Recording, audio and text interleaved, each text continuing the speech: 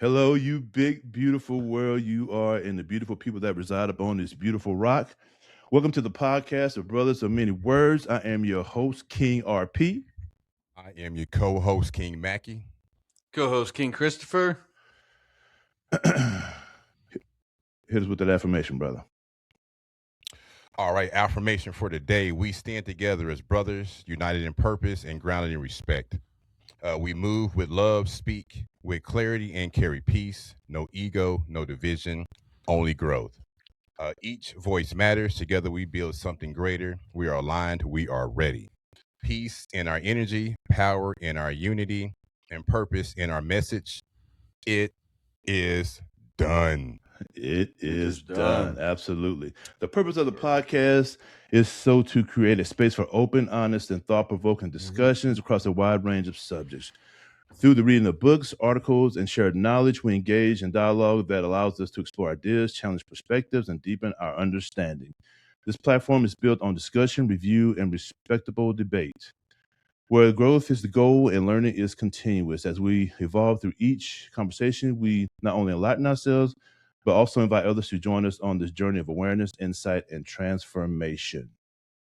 Together, we seek truth, expand perspectives, and build something meaningful, one conversation at a time.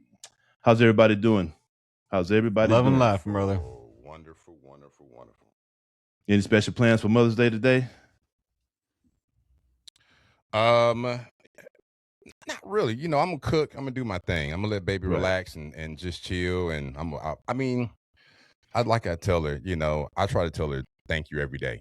Absolutely. That's my whole point. I look to tell her thank you every day for what she does. And so really today's just another day, but we're gonna make it more special for her. That's right. What you gonna grease on in that kitchen? Man, bro, I don't know, man. It's kind of whatever she wants. I'm waiting on her to tell me what she wants to do, or we'll go out to eat. There's a place where we went to go. So my birthday was Friday, and so we drove to Columbia to go out to eat, and the place was packed. It was like an hour and a half wait, and so we ended up going to another location. So I'm thinking when I get back off the podcast, I'm gonna go take her out to eat if she will let me. If she'll let me. Right on. Yeah. Good My old morning. lady, Right. she just wants to chill for the day, man. Yeah. So we'll let her do her thing. That's right. Unfortunately, my baby boo's got to go to work, so we'll have to do something later on down the road. I hate it for her, but I'm on the same line, just like whatever she wants to do, get hot in the kitchen if she needs to be, whatever the case may be, man. Whatever the case may be. What you be cooking in that kitchen, Haru? What you cooking in that kitchen? I don't look. I'm a breakfast guy. I can make anything breakfast. I'm not I'm not very handy in the kitchen, but she loves my omelets, bro. She loves my omelets. Cool. I get down in the kitchen. So my dad was a person. Look, we always knew when it was a special day with my parents because my dad would get up. He'll be singing and humming in the kitchen and making breakfast. And I'm like, yeah, he got him some last night. We've been eating good today. Right on. We eating good. So I'm probably, if she wants to stay at home, I'm going to throw down with some breakfast, probably just do some waffles and my omelet. And some, you know. That's right. Oh, we hit it up with that fried potato, sausage, eggs, scramble. That's right. You cook, Chris? Yeah, that's what's up. Oh, yeah, man. I'm the one taught my wife how to cook. There you go. There you go. That's right. She's a great cook, though. Except she has learned how to do the sourdough, which is amazing. I'm so happy for it. Oh, sourdough bread? And she's good at it. Yes, she is good at it. Nice. We should have a shout out for all the mothers in the world. Absolutely. Happy Mother's Day to everyone. Absolutely. And specifically, shout out to my wife, mother of my children. Yes, baby. Shout out to my baby as well. Appreciate you. That's right. Love you too, mama. Love you too. Okay, cool beans. All right. This year's topic is the origins of Africa, a subject that is not only historical, but deeply powerful, passionate, and alive with meaning. Africa is widely recognized as the cradle of humanity, the birthplace of Homo sapiens, where all modern human life began. Every person walking this earth today can trace their lineage back to this continent, supported by overwhelming genetic, fossil, and archaeological evidence. This is not just history. This is origin. This is identity. The truth is that is at the deepest level. And because of that, the conversation carries weight. It carries energy. It may challenge perspectives, ignite passion, and even spark debate, but that is where growth lies. We approach this topic with respect, with curiosity, and with the understanding that knowledge of origin is knowledge of self. So today, we open the door to a discussion that is as enlightening as it is powerful, because to understand where you come from, it is better to understand who you are. So, words of inspiration. Here we go. An enlightened life is not built by avoiding struggle, but by seeing through it, understanding that every trial can refine your mind, deepen your character, and reveal your purpose. True success is not merely what you gain in the world, but what you awaken within yourself. Clarity, discipline, compassion, and inner peace. When you learn to govern your thoughts, honor your values, and walk with intention, life stops being something you endure and becomes something you consciously, meaningfully, and beautifully create each day. I freaking love that, man. Good, man. That's good, brother. Okay. This is going to be our new book here. A new book here, African Glory. African Glory. By Mr. J.C. DeGraft-Johnson. Just give a little bit of insight into the author. Born John Coleman DeGraft-Johnson in Ghana, was an African historian, economist, and scholar best known for African Glory, the story of vanished Negro civilizations. First published in 1954, the book challenged racist and Euro-centric interpretations of African history by presenting Africa's ancient civilizations as sophisticated, influential, and worthy of serious study. Educated in West Africa and Britain, DeGraft-Johnson brought both scholarly training and cultural understanding to his work. His writing helped restore pride in African heritage, emphasizing that African history did not begin with slavery or colonization, but with a powerful civilization's knowledge, leadership, resistance, and collective achievement. I think the book, right off the bat, is quite powerful.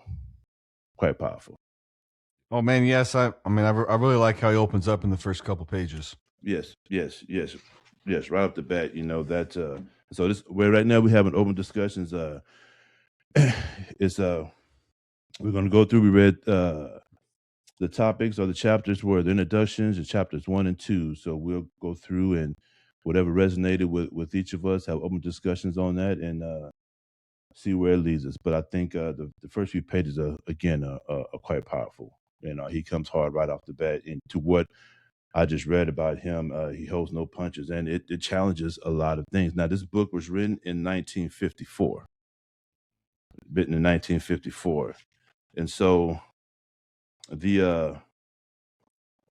right off the bat, the preface, the second and third paragraph there. And so as you go along too, you can read stuff from the book as well, you know, to get your point across too as well. However you want to do it, Kings. And so paragraphs 2 and 3, I don't want to read all of that. The eruption of sin, that third paragraph. So the thesis that Africa is what Western European missionaries, traders, technicians, and administrators have made, it is comforting to Western Europeans, but invalid. The eruption of Western European colonizers into Africa, with all the effects of their religion and their schools, their gin and their guns, their cotton goods, and their system of administration, was only an event through a very important event in the history of African peoples. And so going down to that, the next paragraph.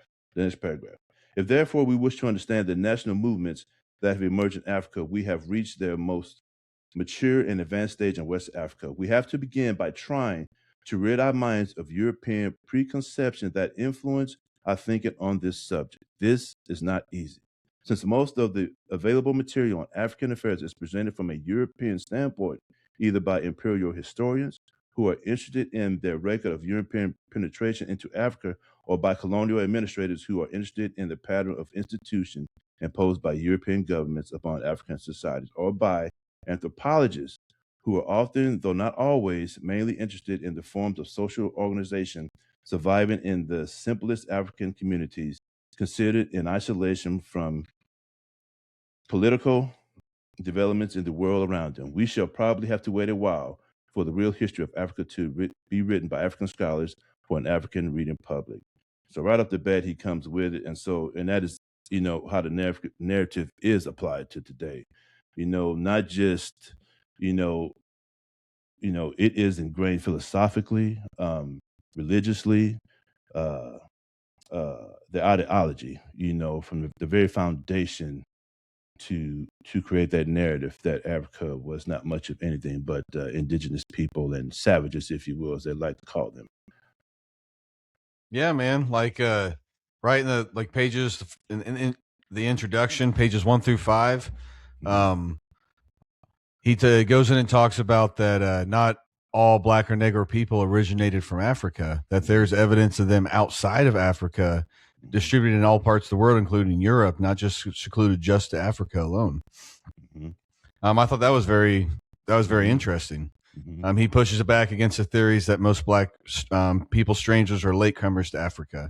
They were definitely there. I mean, as we've discussed in the earlier books, much, much older than we know, there was thriving kingdoms in Africa.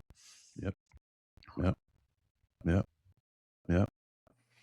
So I'll go on to page 1, the introduction, and the third paragraph there, and I think this is so true, and trying to find out the original home of any one branch of the human family, we shall avoid many pitfalls if we recall the words of H.G. Wells. I'm going to read this little excerpt here. We have to remember that human races can all interbreed freely and that they separate, mingle, and reunite as clouds do. Human races do not branch out like trees with branches that never come together again. It is a thing we need to bear constantly in mind, this intermingling of races at any opportunity. It will save us from many cruel seclusions and prejudice. If we do so, people would use such a word as race in the loosest manner and base that most pretentious generalization upon it. They would speak of a British race or of a European race, but nearly all the European nations are confused mixtures of brownish, dark white, and Mongolian elements. I love that. That's powerful, man. Again, this is written in 1954, and the knowledge that they were artists, challenging these narratives that were trying to be put out there. I mean, we're all human. That's right. Yeah. We're all human. Yeah. So I got two things I want to bring up on this page. I want to go back up the page here. I guess it's the second paragraph where it says evolutionary areas of the Negro species of Homo sapiens is unknown to us at the present time. So obviously when he wrote this book, that was unknown to him, but there have been several discoveries of African or Homo sapien skulls in Africa, contributing back to almost 2 to 3 million years. Yes. I want to go through a couple of them. We have Jebel, Jebel, Ihard, Irhoud, is approximately 300,000 and 315,000 years old. Was found in Morocco. Also, too, we have the Omad, which is 230,000 years old. That was found in Ethiopia. And then we have Herto, was also found in Ethiopia, which is 160,000 years old. Now, what I knew of was Lucy. I heard of Lucy. Lucy is not considered a Homo sapien, but it is the oldest skull that was also found in Africa, which is estimated to be 3.2 million years old. I thought that was pretty significant right there. Yeah, man. Yeah. And then, too, when it brings up they speak of a British race of race or of a European race, but nearly all the European nations are confused mixtures of brownish and dark white and Mongolian elements. So if you go back, so we really don't learn this in school. No. But Eastern Europe was dominated through the 1200 period by Mongolians. They dominated Eastern Europe. Matter of fact, they took out Eastern Europe because, the Mongolians were big about taking over the population. They just didn't want to just enslave you. It really wasn't about this enslavement. It was about killing people. And so that was a huge factor for Eastern Europe at that time, and a huge downfall for Eastern Europe. But you know, when they talk about the ignorance of Africa, it's not just ignorance of Africa, it's ignorance of all people at a particular time period. You see what I'm saying? Sure. So Right. even during that time, the Mongolians stated the reason why they were able to conquer Eastern Europe was due to their ignorance, you know, their lack of intelligence. You know what I mean? And so, I mean, you know, I want people to take that in consideration, okay? Because when something is new, right, you will go through a period of ignorance until you take advantage of the things that you've been through and advance yourself into knowledge. Yeah. So I just want to bring that up, that Europe was conquered, and they're not even conquered, they say, but basically destroyed by the Mongols through about 1200, the period of 1200. Yeah, and there's evidence of Africans in Europe from dating way back then. Much farther down in the time period than previously thought.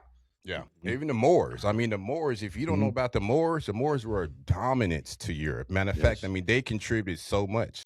You know, when I hear some Afrocentric people speaking, and they're like, "What are you guys talking about? We basically help Europeans bring to where they are to this day, because they were dying in Europe around that time frame. The Black Plague was huge at that time. And they were dealing with that. And the Moors came with medicine and herbs to heal Europe and bring it to what it is to this day. Yeah. Hey, they brought them out of the Dark Ages. They did. They civilized them, as they so like to say they did to us, you know. And so Right. Yeah, the narrative is almost backwards. They don't want to it is. It is. And we about to get all up into that. It is so wild, man. So wild. We all have the same roots. Yes. We're going to go move on to page 2. But that's the claim, though, is that most European people don't accept those roots. That's right. You know, and I think that's what the downfall is. Once we realize, Christopher, that's my brother. We understand this. But 90 to 80% of the world, or United States, I would say, does not. They refuse to. They refuse to. Whatever is considered, and I'm sorry, whichever is considered part of the Western ideology, those countries and states, they cannot accept that. And it is, again, fascinating. That's because history and public schools are taught with a certain narrative. Sure. Oh gosh, let's wait till we get on that. But go ahead. Okay. We are on page 2, and so here's where it gets real good. And so he speaks of Professor M.D.W.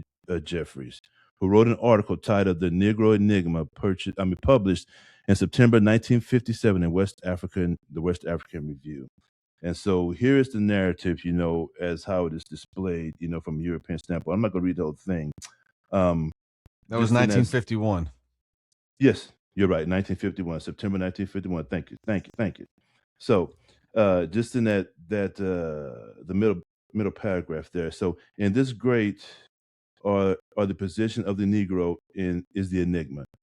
At the two ends are horns are the people who are Negroes, but in the center there are none. This is speaking of Africa. The center is occupied by a dark-skinned race, the Hindu, but he offers no difficulty. He belongs to the same race as the European, namely the Caucasians, which is divided into light-skinned Caucasians and inhabitants of Europe, and the dark-skinned Caucasians, the inhabitants of North Africa, Asia Minor, and India. So, dark-skinned Caucasians, is that such a thing? I mean, when I go out in the sunlight, and I do that every day, my skin gets dark. Is that what you call it, tan? Okay.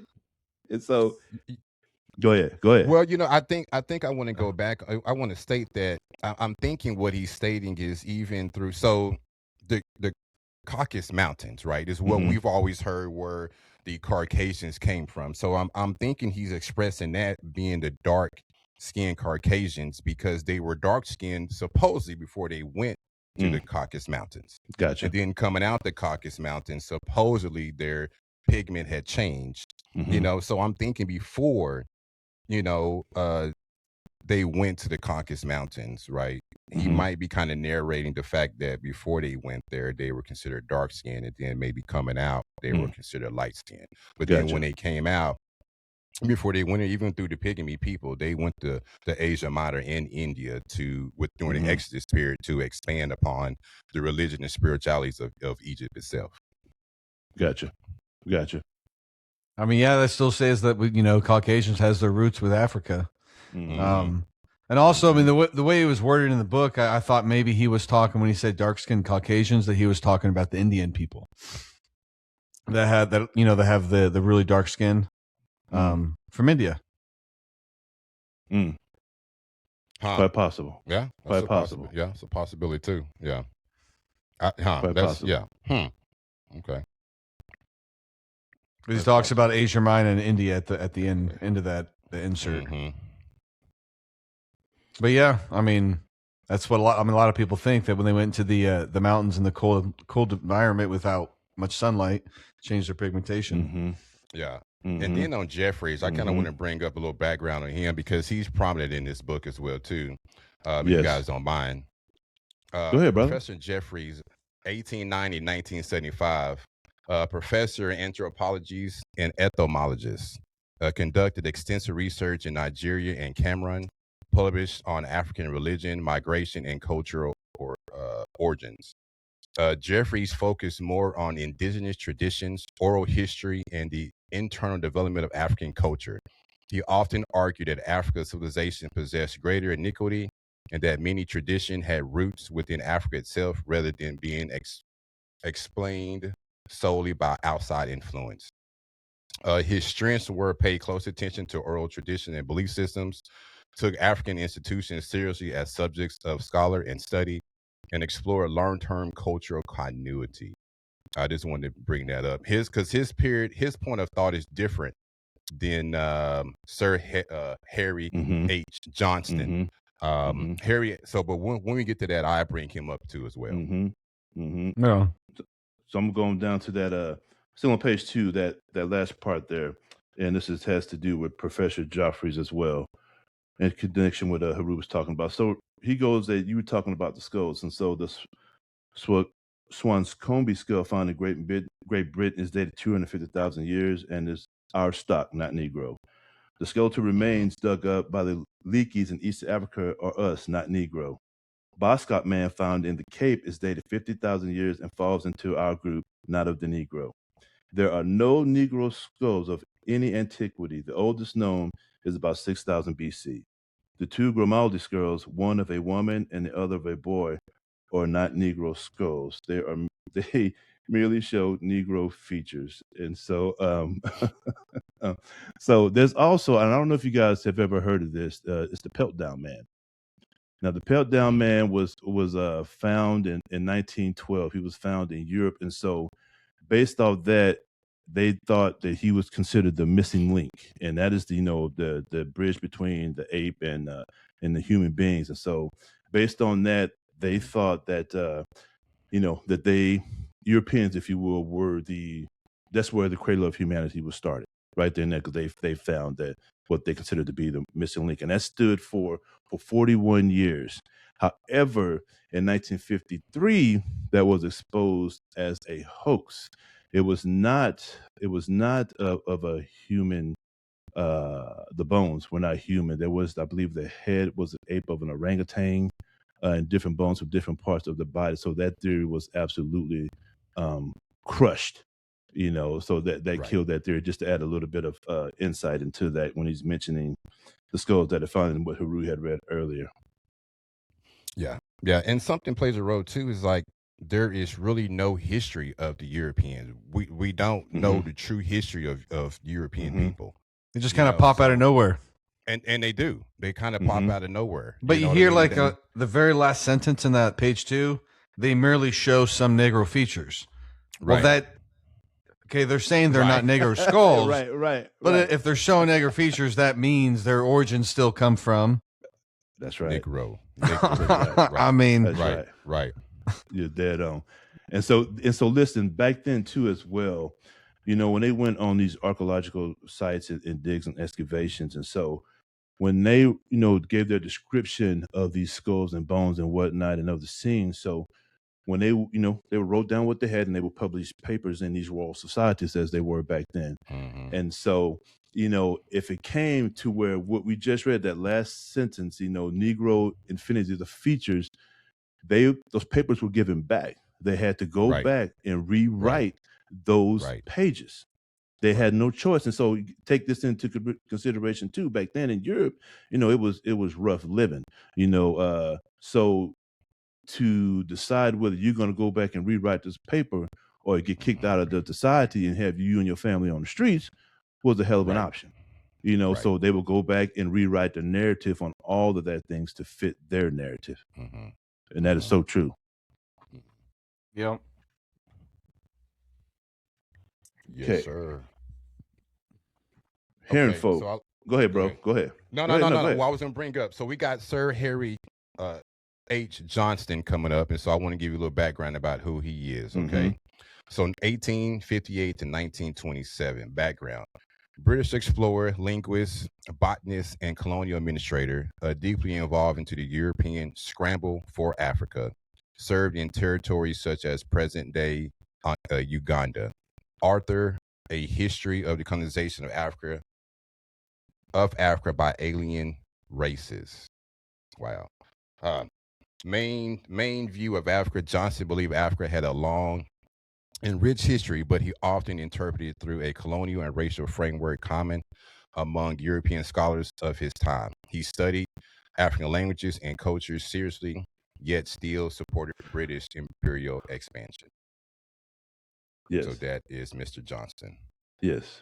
Right on. And just brief, I'm gonna go back to just on number 3, on page 3, just to add to Mr. Joffrey's Dr. Lothrop Stoddard, who also believed of the same mindset of Mr. Jeffries, and then that third paragraph and just that last sentence, the abounding vitality shows in many ways, such as the Negro's ability to survive harsh conditions of slavery, under which other races have soon succumbed. Lastly, in ethnic crossings, the Negro strikingly displays his propensity for black blood once entering a human stock seems never really to breed out again. Once the interbreeding begins with black, it's a done deal. Yeah, it is. Yeah, it's a done deal. I mean, if we weren't the same species, we wouldn't be able to interbreed. I mean, because we're like you said, we're like clouds. That's right. That's right. Yes, sir. That's right. So to what Haru was talking about, Mr. Sir Harry H. Johnston. So he's the other side. He's the other side of the narrative. He challenges the Professor Joffreys and Dr. Stoddard and what they are saying. And so on page 4, you got the that middle paragraph there. And so he basically, is going against or giving facts on the opposite angle of the other two professors. So there are certain anatomical differences between the existing Negroes of Asia and Oceania on the one hand, and the Negroes of modern Africa on the other. Whether the African Negro was the first colonizer of Africa or was preceded by more brutish or more generalized types such as the Galilee man is not known to us. But from a little we possess in the way of fossil human remains and other evidence, it seems probable that every region of Africa, even Algeria and Egypt, once possessed a Negro population. Yes. All of it. Yes, sir. Yeah, beautiful, bro. It's beautiful. Yeah. Beautiful. Yeah. Let's see here.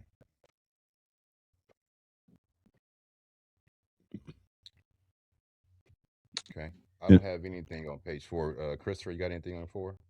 I mean, the biggest thing on page 4 that was interesting to me is that they found presence of ancient Africans in parts of Europe. And that's not really widely spoken a lot. I mean, I never learned. And even the Mongolian, I mean, I think that even how they bring it up at the bottom, I've never read most books and brought up, the Caucasian and the Mongolian, battles or anything like that. I've never heard. I had actually looked that up because I have never heard that before. I mean, the problem with history is they're just trying to separate Caucasians from their roots. I mean, Caucasians are Africans, and Right. that's our the Euro-centric point of view that we've been taught in school. True. And that might have its roots. The Euro-centric model might have its roots in Christianity. Right. Right. I mean, because Christianity kind of got their power in Europe, and it was all about control. And if they can keep the history going around the Eurocentric model, it would keep the religion strong as well. Yeah. And I think European concept has really just done its best to steal from everybody else and to try to identify themselves. To know thyself, there's a lack in that understanding because, here we are as Black people in this Western world to be known as we don't know ourselves because, True. we think that we've actually come from boats and Atlantic slave trade and we, brought to America when we were already here in America. We was here in this great continent or this great world for millions and millions of years. So in order to enslave the people, you got to actually take away their identity. You see what I'm saying? And Yeah. so I feel like that's clearly what they've tried to do and hide their identity or put their identity in imposing of us to make themselves look better than us. Well, it even You see what goes I'm to saying? it goes to prove the fact even more that there was ancient kingdoms in Africa because we have the presence of Africans all over the world in ancient times. The only way Right. for that to happen is that, and if everyone still agrees that the human race still originates from Africa, that means African would have to have amazing and advanced civilizations for them to be able to travel the world, Right. to have their presence there. Well, let me ask this question: how is it possible that Africans got all over the world? How was that possible back in antiquity? They would have to have. I mean, because they had kingdoms. They were thriving. Mm-hmm. They were wealthy. They weren't Mhm. poor and slaves. They were thriving kingdoms in Africa. Mm-hmm. Yeah. And there were several great migrations in the very beginning, Mm-hmm. Mm-hmm. which they spread all throughout the world at that time. Yes. Yeah. Yeah. Yeah. I mean, we start looking, even when Albert Churchward starts looking into the hieroglyphs and the structures of other cultures around the world. I mean, it is clearly to show that the exodus of people from Egypt made a huge influence on this entire world itself. Mm-hmm. Because there's a lot of similarities in the temples built. I mean, even in Mexico, a lot of similarities as Egypt in Mexico Yeah. or South America itself, So true. So moving on to page 5. That first paragraph there from Sir Harry H. Johnson. Those who postulate theories with the object of removing all Negro traces from Europe and from the Mediterranean do so with the avowed object of establishing a pseudo-scientifically as possible the alleged inherent and perpetual supremacy of the Nordic race. Yet the dawn of civilization in the Mediterranean basin, in the valleys of the Nile and Euphrates, H.G. Wells records 3 main regions and 3 main kinds of wandering and imperfectly set of people there were in those remote days of the first civilizations of Sumeria and early Egypt, which was those migrations as we just spoke of in the very beginning. Mm-hmm. They separated and they moved on. And so that third paragraph, he speaks of Sir Charles Darwin. He is the great grandson of the. Go ahead. I often say the author of confusion. Yeah, the Yes, author of yes. confusion. That's right. Yep. This is his grandson here who wrote the book, The Next Million Years, and I thought that this was a real good right here, man. So what he wrote, repeatedly states that there is no scientific evidence of any difference of ability between the races. So Charles further states that the average skin color of the human race will get darker, and furthermore, that in economic and military power, Africa and Asia will wrest their leadership from Europe.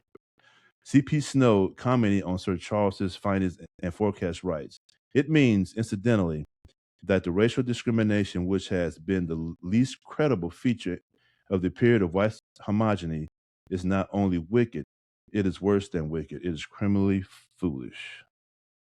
Yep. Yep. I mean, he's right. I mean, if you think about it right now in today's terms, we have 8 billion, a little more than 8 billion people on the planet. Mm-hmm. If you zoom out and separate those into light skinned and dark skinned people, the light skinned people would be the minority of the planet. True. Yeah. Biden was talking about that when he was in office, and I've heard that. I do law enforcement here. I've heard that in some law enforcement classes. I don't know how it's come up particularly, in the conversation, but it was mentioned, but a lot of laws are written in the thought process of our society and how society moves. You know what I mean? It's kind of race based, basically. Yeah, but I've heard how the Europeans are declining in the Western world, and how important it is. Matter of fact, even in 1933 or 1930s, the Cabbage Patch doll came out, and that was to influence European people to, increase the fertility rate, by having more children. I think Africa is the only continent now that has a very youthful growth period. The average age being of 19 years old. Yeah, people ain't having kids in America. No, they're not. And also in other countries. I mean, America is not the only one. That is true. That is true. But I mean, there is a problem. Like people are real current our current kids are kind of selfish. They don't really want to have kids. I know a lot of people I graduated with didn't have kids. Yeah, I think that's the propaganda. I mean, even, my wife and I, we go shopping. Right. Yeah, when we go shopping and you hear about seedless fruit, I mean, just the cycle, just the mental process of thinking of something being seedless. You know what I mean? And when you ask Google or you ask Chat, hey, why are they doing seedless now? You know what Chat said? He basically stated that people got tired of eating seeds. I mean, people be eating seeds for millions of years, and all of a sudden we're tired now in the last 30 years. I mean, wow. Well, what else is popular too? You see it all the time on the internet. TRT for guys. Yeah. Younger and younger, and they're advertising it to younger and younger guys. And cool. If your testosterone's low, it'd be great for you to get out some TRT. You'll feel better. But at the same time, you're taking away your fertility. But they don't understand that. They don't understand that. No. I mean, it provides a temporary symptoms of what low T has, but then it's taking away your youth and it's taking away your fertility. Well, I don't think a lot of guys understand that. They don't. And so, especially if you're trying to gym and what it changes you physically, you forget all that stuff. And so, and that ties in, when Haru mentions about the population in Africa and what we're talking about, to that last part I just read of how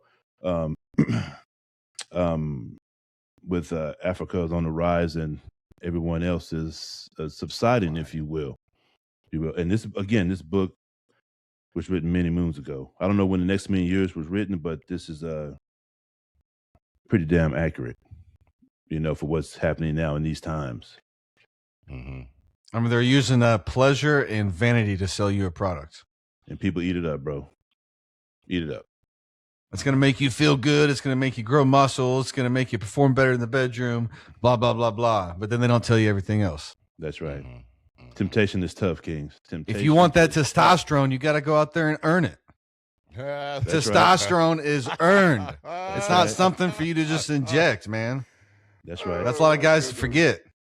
I mean, that TRT's a pill. That's what that is. When you throw anything sexual in there, we know how powerful that sells.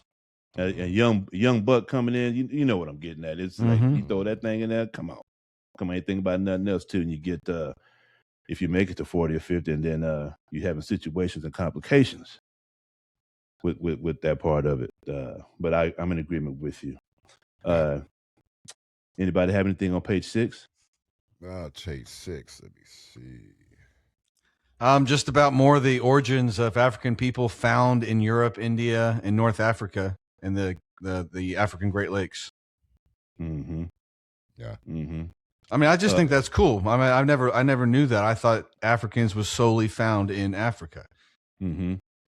Yeah. No, they're everywhere. I mean, Australia. I mean, everywhere. I mean, even I've seen something the other day. I was on Netflix and the documentary on black people, the original black Chinese people. you know, that you never know of. You know, the original black people, Spanish people in Mexico.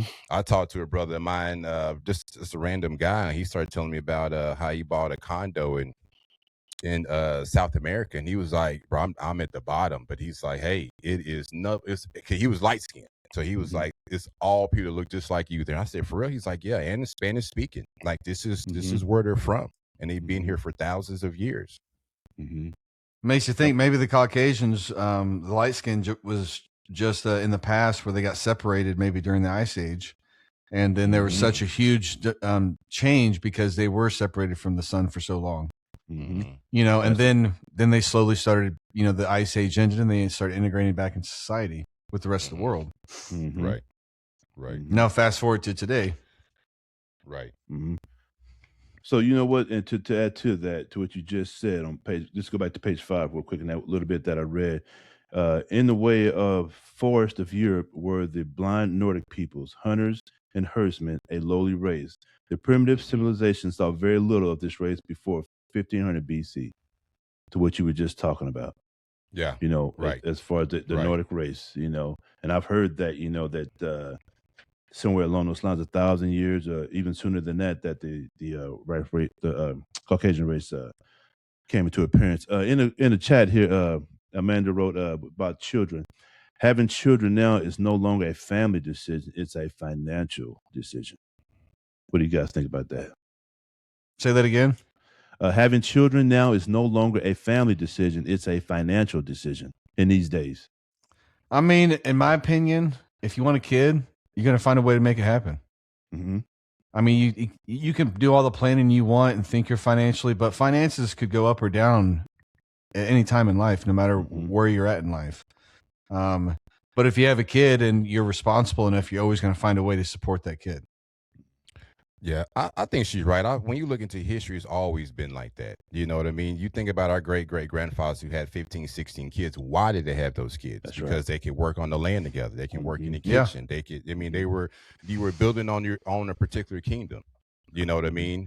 And even when you go back into, you know, the 18 and 1600s, you look at common law, you know, even common law with a father, it was a little bit different with child support, you know, and I say there really wasn't child support, but you were able as a father, if you sent your son to go work at Christopher's house to help build a fence for Chris's family, you were entitled to your son's wages, right? You know what I mean? And so, I mean, I think it's always been about finances when it came down to having kids.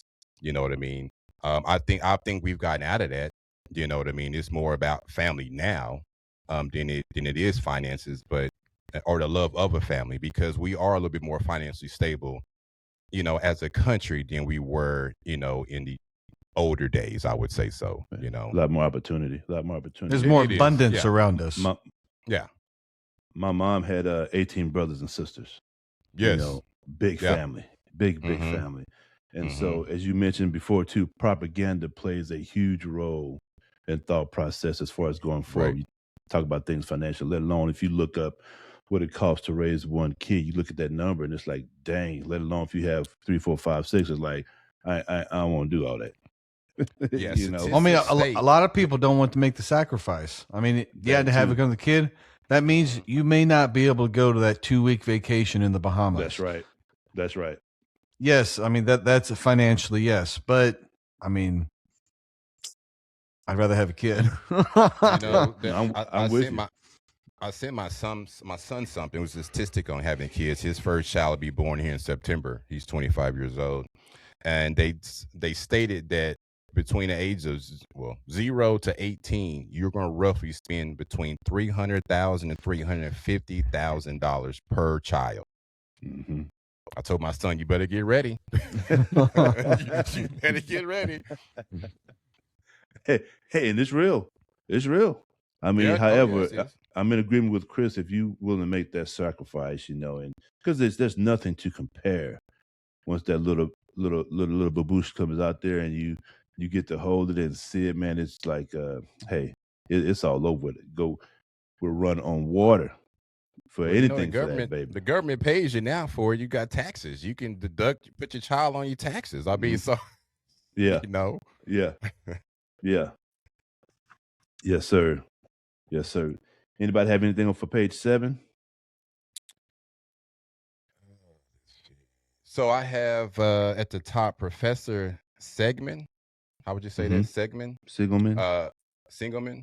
Charles Gabriel Singelman, 1873 to 1940, was a British anthropologist whose writings of Africa were highly influenced in the early 20th century.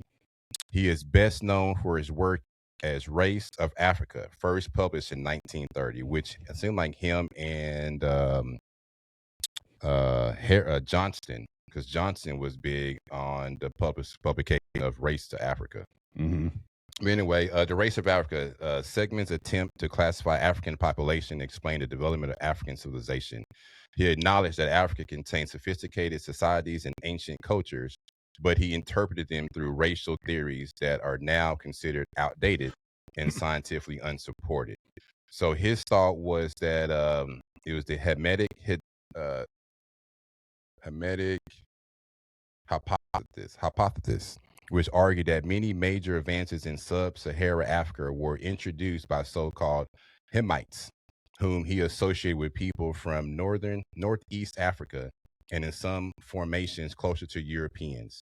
This theory has been thoroughly rejected by modern anthropologists and through genetics. So that's just a little bit about his thought process. I mean, it's a little outdated, but I mean, if he played a major role or he was a major influence in the 20th century, that's something to think about. That's something to think about. And I'll add to that on that small paragraph there on page 7. Even if the Egyptians have Negro blood in their veins, then it is safe to assume that a study of the history of any part of the African continent is also a study of Negro history. True. Yeah, there's plenty of evidence to back now that is where everyone came from. That's where the Africans came from. That was the home. And Egypt is one of the oldest civilizations we have. True. Lasted a long time. And their Egyptian origins came from African. Absolutely. You don't see that in the movies, but you're dead on. No, you don't. No. I mean, it's true. No. Yeah. No. Yeah. Because I never would have thought, until reading this, that that's not the what I thought, Egyptians were. However, reading is absolutely not the truth. That's what is portrayed on that big screen. Right. No. That's why the confusion. This is where confusion starts. And something I'm looking at. I don't got a whole lot of information on it right now, but I think there's a huge link between Vikings and Africans. You got the ancient Nordic Viking race, and you look at their runes and their symbology, their hairstyles, and you compare it to ancient Africa, their hairstyles, their symbols, and also in Egypt. I mean, some of it's very similar with Odin and all the gods and whatnot. I mean, now there is a theory that that's where Marvel and those guys, where they got those superheroes from, is from ancient Egypt and Africa and all that. That's where all that came from. But you can't get on TV now and pose all superheroes as black people. That's just no way it's going to happen. Right. You know what I mean? Even Black Panther. When you look at Black Panther, I read an article about Disney, and Disney was going through some financial issues before Black Panther came out.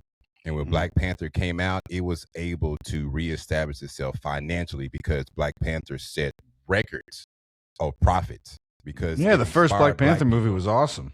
Yeah, it inspired black people to go out and see it because basically it was kind of his first superhero of modern times. And I'll take that. So, before all this, because I always thought it would always pop into my mind every once in a while that how is it that there's with all the races that all the superheroes are Caucasian? How is that possible? Even when they're coming from other galaxies, they're all Caucasian. How's that possible? They all look handsome and everything. Their faces ain't no, you know what I mean? They're all, except for Martian. He looks like a Martian. But outside of that, they're all Caucasian. Like, how is that even possible? But to everything that we talk about, and as we go along, things start to come out and begin to question those things and whatnot along those lines. Very good. Go ahead. No, go ahead, bro. I'm done. I had seen something. I guess I didn't highlight it, but they had mentioned something in here, and I believe it was chapter in.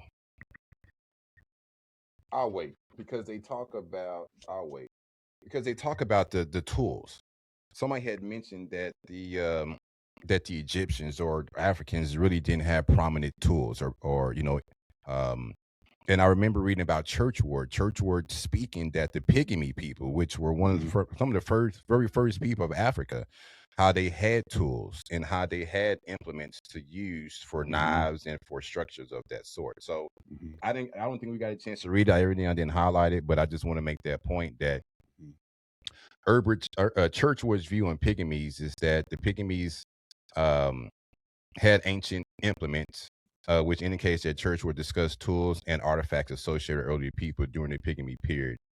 He does have a couple of books, The Signs and Symbols of Premortal Man. Churchward wrote that he traced signs and symbols from the first pygmy people, presenting them as a foundation to early human culture and religion. I just want to put that out there that they did have tools during the early period of ancient Africa itself. Okay. Because when they talk about Yep. civilization, they don't. When they talk about sophistication at that time period, it's not necessarily about universities, but it's about tools. And if you weren't able to make tools, you weren't considered sophisticated. You know, And that wasn't part of when the Pygmies, and wasn't also part of ancient Uganda. Some of the prime people that was part of establishing Egypt. Yes, yes, sir. And Uganda was pretty advanced. I mean, they had tools and whatnot as well. They did. All right, moving on to the first chapter here, the beginning of North African history. And this not basically, but goes into Egyptian history, which we have covered a lot of already. Still very interesting and whatnot. Anybody have anything on pages 8 or 9? I mean, the biggest thing for me on page 8 is just letting us know that Egypt has its origins from Africa, and the African people. Yeah, and then too, compared to what we see things now, death is a bad thing in the Western world. You know what I mean? And how Egyptians and Africans never looked at death as being a bad thing. It was really just the beginning. So I want to make that a valuable point. And I'll just read that little excerpt there on page 9 at the very beginning. There is no evidence that the Egyptians of the New Stone Age had invented the art of writing, but there is abundant proof that they could draw pictures of the symbols of their totems and sacred animals and objects. These symbols are found painted on pots at Nakada and are supported on standards fixed in the prehistoric boats. Many of them reappear in the names of gods in the historic period, and they form the oldest Egyptian hieroglyphs known. They are very important as showing that the earliest attempts to write in Egypt were made by the native African Egyptians. So there were, I thought that was very powerful. And, when we were reading, so there were the people before the dynastic Egyptians were African Egypt, native. I didn't know that they had that name, if you will. I thought, we read pygmies and then how they evolved, but there were the native African Egyptians before they became a dynasty. Right. Yes, sir. You got to think it too, just on a deeper level. When I think about Egypt and their culture and how they lived life, like I feel like the Egyptians enjoyed life more than we do. And when you think about they built these grand things, they had this awesome language, they're great artists, very symbolic. I mean, I feel like they enjoyed life better than we do. They weren't as controlled or oppressed the way we are. What do you think? I think it's a cultural thing. Or I'm just like fantasizing things in my head. Yeah. I'm with you on that. You know what I mean? I think it's a cultural thing. When you look into I guess black people versus white people in a sense of the Western world, and I'm not saying versus, but in comparison, black people are less suicidal. The white male is more suicidal than the black male is, and psychiatrists ask themselves why. How is that possible when the white male carries more wealth in the society than the black male does? Because it is and you must ask that question. How is that possible, and why is that happening? You know what I mean? You think about Black people to today, when you think about the world economy or the United States economy itself, Black people contribute $800 billion into the GDP of the economics of the United States. That is massive. That is huge. But there's no wealth in that.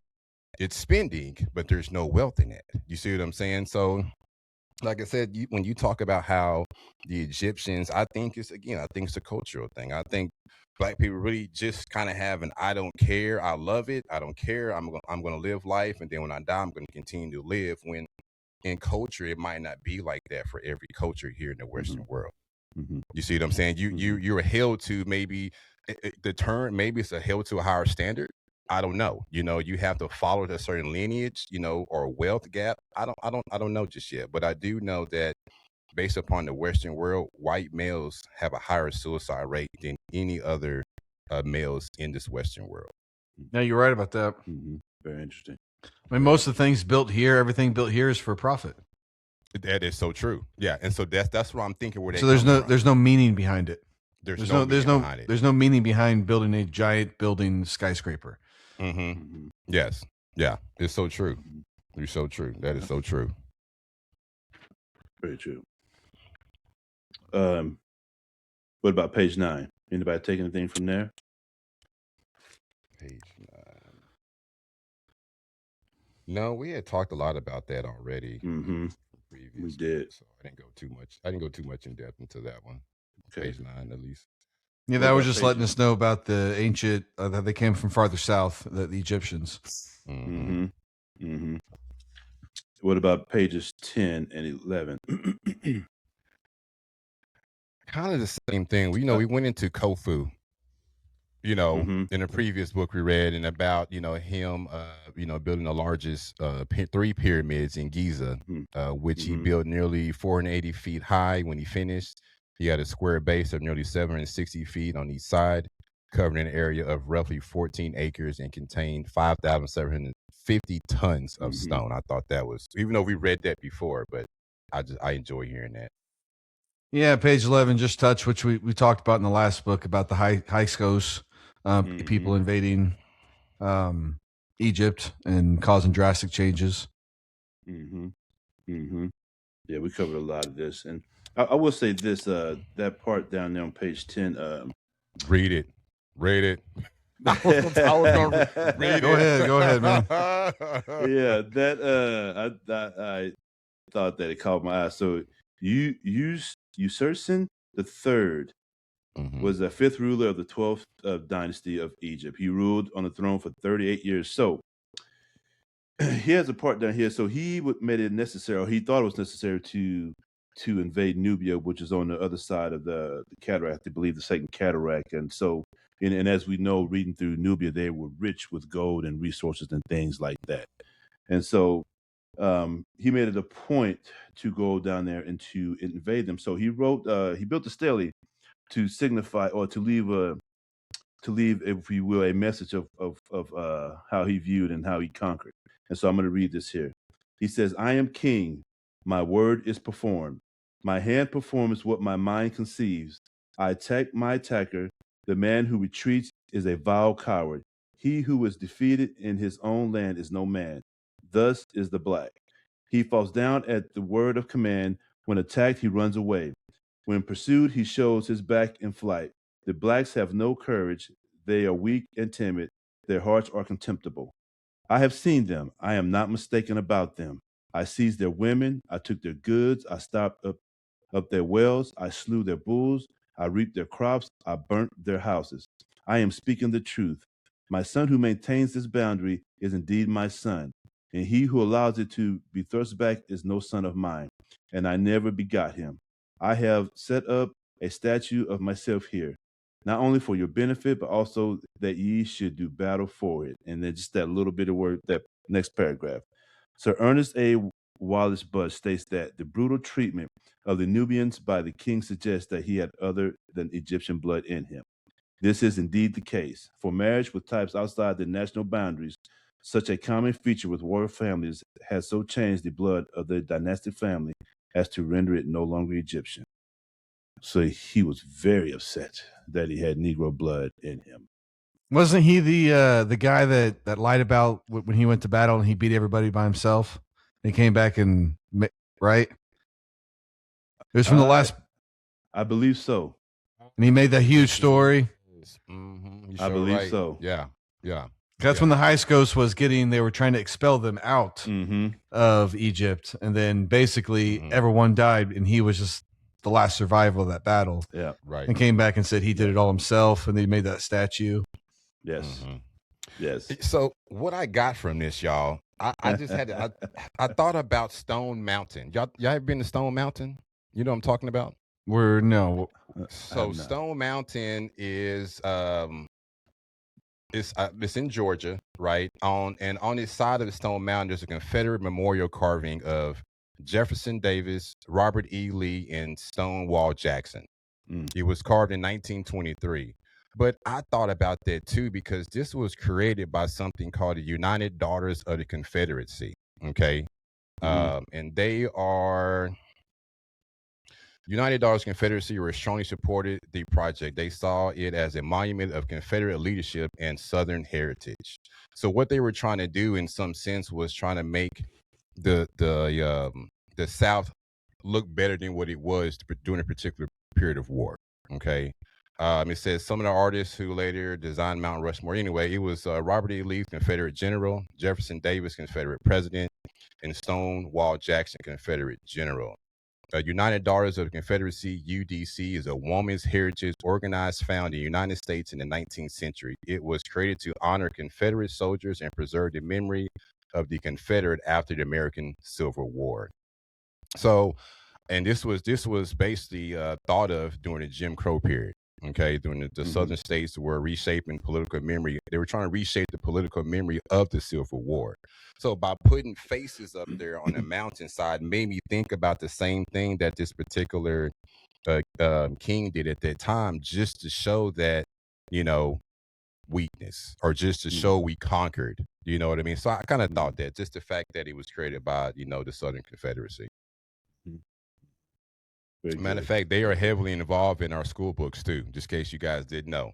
They are heavily involved in Southern school books, promoted the last cause interpretation of the Civil War, influenced how generations of students learned about Confederacy and slavery. Wow. Yeah. Man, it's amazing still how they have that. Anybody has that much power to still try to change the narrative on history to such a degree. It's amazing. So the rest of this chapter and chapter 2, really goes into depth about the Egyptian dynasties. In chapter 2 is Carthage, which we explored very much deeply into the 3 Punic Wars and how, Hannibal and how he stood for Carthage and how awesome Hannibal was too. How awesome Hannibal was and how fearful Rome was of him. And at one time, I will say this, and I didn't know this because it wasn't said in the other book, that at one time before they became enemies, they were friends. Carthage and Rome. They were friends, and they were, almost founded at the same time until, of course, wars start to break out. But I'm going to treaty with that, this treaty with this one. And, greed comes in. Well, we're going to go defend them. And so they came into conflict, and eventually, Hannibal came, as we just spoke of. Bad A dude for sure. Put fear in Rome.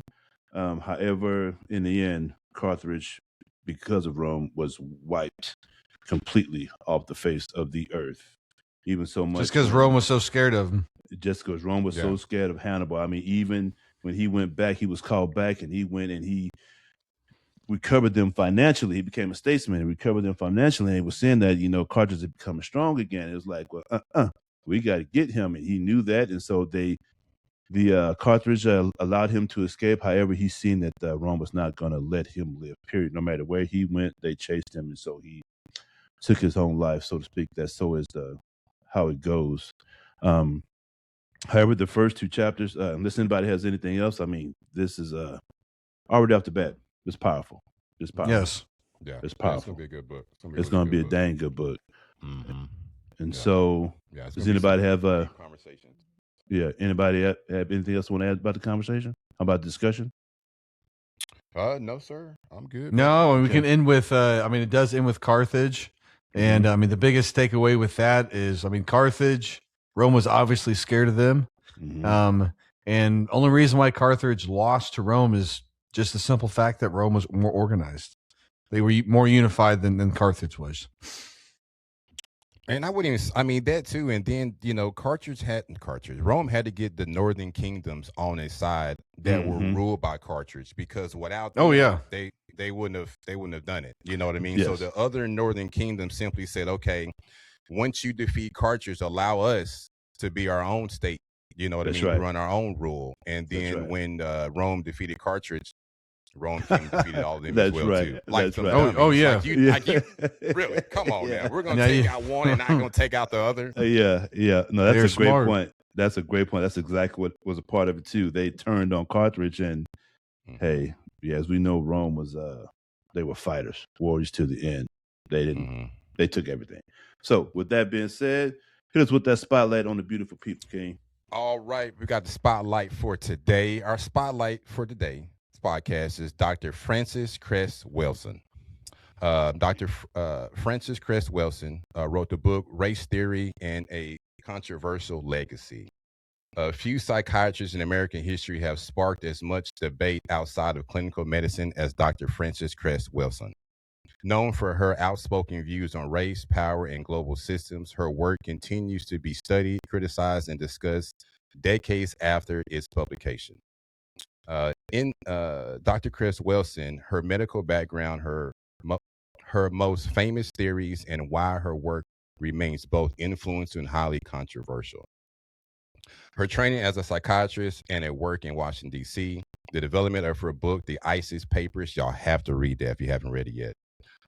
Her Cress theory of color confrontation, public response from scholars, activists, and clinicals, her impact on Afrocentric thought and modern culture debate, why it matters. Welsing's work itself sits at the intersection of psychiatry, sociology, and political thought, making her one of the most discussed and debated intellectual figures in conversations about race in America.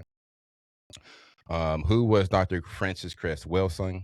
Dr. Frances Cress Welsing, 1935-2006, was an American psychiatrist best known for her writings on race, psychology, and systems of power. Like I said, she trained in Washington, D.C. Her focus was mental health in Black communities. In her most famous book is The ISIS Paper, The Keys to the Colors, 1991. She proposed a framework she called the Cress theory of color conformation, which suggests that racism could be understood as a system tied to a global power dynamic and psychological fear. Influential in some Afrocentric and Black intellectual circles. She was criticized by many, not accepted in mainstream psychology or social science. Critics argue her framework relies on a broad generalization about race. Scholars often distinguish her clinical psychiatry training from her political theories. Her legacy, well, let's say bottom line.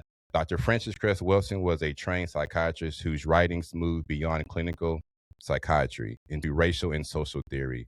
Her ideas are widely discussed, often controversial, and remain influential in certain intellectual and cultural spaces, while also being heavily debated in economic science. So our spotlight for tonight is Dr. Frances Cress Welsing. Right on. Cool. Appreciate that for sure. Kings, beautiful podcast. Again, get this book, follow along with us, African Glory. So we're just beginning it, and we'll be moving on through it. We'll dissect chapter, we'll read along, and please join us for the discussions. We're on Facebook, Apple Podcasts, Deezer, Riverside FM, Instagram, we'll YouTube. hook up YouTube, and King Mac hooked up the TikTok, and I will get that hooked up. My goodness, I apologize for that, but I will get that hooked up today. No, you And good. if you can't see these handsome faces, hey, if you can't see these handsome faces, listen to it on that audio. Listen to these beautiful voices coming at you. It's been beautiful, Kings. Yes, sir. Yes, sir. Absolutely wonderful. You ready to close it out? Come on with it. As always, guys, we're here to show faith, trust in your own power, believe deeply in your purpose, and build unshakable confidence through action.